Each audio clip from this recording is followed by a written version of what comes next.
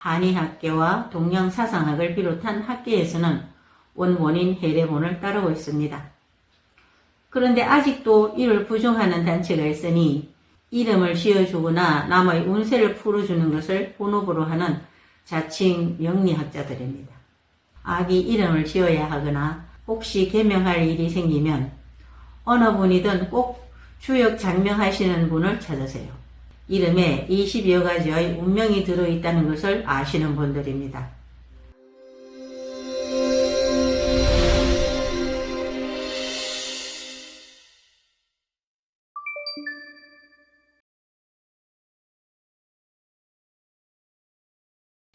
선현제TV 시청자 여러분, 새해 복 많이 받으세요. 2026년 새 아침이 밝았습니다. 병원년은 천간지지가 모두 화의 기운으로 밝고 화려한 기운을 가진 해입니다. 또한 적토마를 상징하는 해이니 이는 말처럼 활동력이 강한 해이기도 합니다. 지난해에 다 이루지 못한 일들을 마무리하시고 새로운 목표를 향해 도약하는 희망찬 새해가 되시기를 바랍니다. 오늘은 2026년 새해에 여러분들과 만나는 선현제TV 첫 시간입니다. 작금에 수많은 장명소가 난립하고 있음에도 한글 이름 짓는 원리조차 정립되어 있지 않아 운민정음에 대해 잠시 말씀드리겠습니다. 운민정음, 즉 한글은 인류가 사용하는 문자들 중에서 창제자와 창제년도가 명확히 밝혀진 세계적으로 몇 안 되는 문자이며 제자 원리와 독창성, 과학성에서 유래를 찾아보기 힘든 뛰어난 문자입니다. 훈민정음이란 백성을 가르치는 바른 소리라는 뜻으로 두 가지의 뜻이 있습니다. 한 가지는 세종 25년에 창제한 글자의 공식 명칭으로 한글이라는 뜻입니다. 다른 한 가지는 이 새로운 글자를 설명하기 위해 세종 28년 정인지, 신숙주, 박평년 선생 등 집현전 학사들이 집필한 한문으로 된 해설서의 제목입니다. 이 책은 어떤 것에 대해 보기를 들어 풀이한다는 뜻의 해례가 붙어 있어 운민정음 해례본이라고 합니다. 다시 말씀드리면 한글과 이 해설서인 해례본을 통칭하는 말이 훈민정음입니다. 그런데 이 훈민정음 해례본은 일제강점기 1940년 전후 조선어 학회에 관련된 인물들이 보관하다가 1940년경에 행방이 묘연해졌습니다. 아마도 일제의 탄압과 한글 말살 정책으로 일본인들에 의해 은닉되었거나 분실된 것으로 추정될 뿐입니다.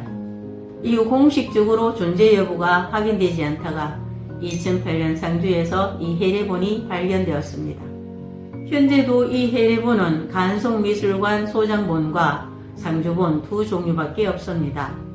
이 해례본은 1962년 12월 20일 국보제 70호로 지정되었으며 1997년 10월에 유네스코 세계기록유산으로 등재되었습니다.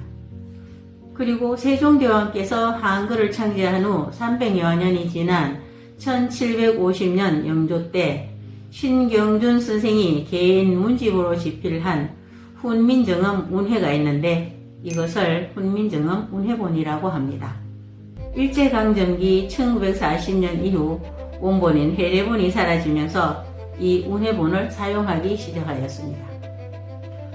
그런데 이 운해본은 한글 음용오행이 원본 해례본과 다르게 표기되어 있습니다. 원본인 해례본은 한글 창제 당시 세종대왕과 집현전 학사들이 우리말 소리를 분석해서 음용오행 분류를 하였습니다. 그런데 이 개인 문집인 신경준 선생의 운해본은 중국 한자의 오행에 한글 음용오행을 배속시켜 놓았습니다. 한자에는 입구자가 수오행으로 분류되어 있으므로 한글의 입술이 닿는 소리 미음, 비읍, 피읍을 수오행으로, 목에서 흘러나오는 소리 이음과 히읗을 토오행으로 분류해 한글 소리 오행을 임의로 바꾸어 놓은 것입니다. 원본인 해례본에는 닫힌 소리 미음, 비읍, 피읍을 토오행에, 흐르는 소리, 이응과 히읗을 수오행에 배석시켜 놓았습니다. 2008년에 상주에서 훈민정음 해례본이 발견되면서 한의학계와 동양사상학을 비롯한 학계에서는 원본인 해례본을 따르고 있습니다. 그런데 아직도 이를 부정하는 단체가 있으니 이름을 지어주거나 남의 운세를 풀어주는 것을 본업으로 하는 자칭 명리학자들입니다. 주역이든 명리학이든 이름을 지어주는 일이든 본래는 이 일도 학자들의 영역이었습니다. 그런데 일제강점기 일본인들이 학문의 맥을 끊으며 맹인들이나 천민들이 이런 일을 하는 것 같다고 기술한 바 있습니다. 이와 함께 근대사회로 접어들면서 조선의 학맥도 끊어졌습니다. 이후 명리학은 이 골목에서 저 골목 누군가에게 전수되어 오다가 10여 년 전에 몇 군데 대학의 동양사상학과 등의 명칭으로 제도권 학문으로 편입되었습니다. 지금은 몇 분의 명리학 박사가 배출되어 대학에서 강의 중입니다. 그런데 이런 교육 과정조차도 그치지 않고 자칭 명리학자라 칭하는 분들이 일제 한글 말살 정책으로 바꾸어 사용하던 한글 음명오행도 제자리로 돌려놓지 못하고 있는 실정입니다. 급기야 어떤 자는 세종대왕과 집현전 학사들의 한글 창제 원리가 잘못되어 오행까지 바꾸어 놓았다고 주장하는 지경에까지 이르렀습니다. 아마도 시청자 여러분들께서는 왜 뒤바뀐 오행이 이토록 논란의 중심에 놓이게 되는지 궁금하실 것입니다. 우선 한글 이름 장명법이 정립되어 있지 않아 반드시 이를 바로잡아야 합니다. 한글 이름을 지을 때는 음령 오행부터 성씨와 상생을 이루어야 생기가 나옵니다. 만약에 운해본을 따라 이름을 짓게 되면 닫힌 소리, 미음, 비읍, 피읍이 수오행이 되고 유성음인 이응, 히읗이 토오행으로 뒤바뀌어 아무리 좋은 사격소리와 한문 두 글자 주역 괴상으로 이름을 지어도 생기가 나오지 않습니다.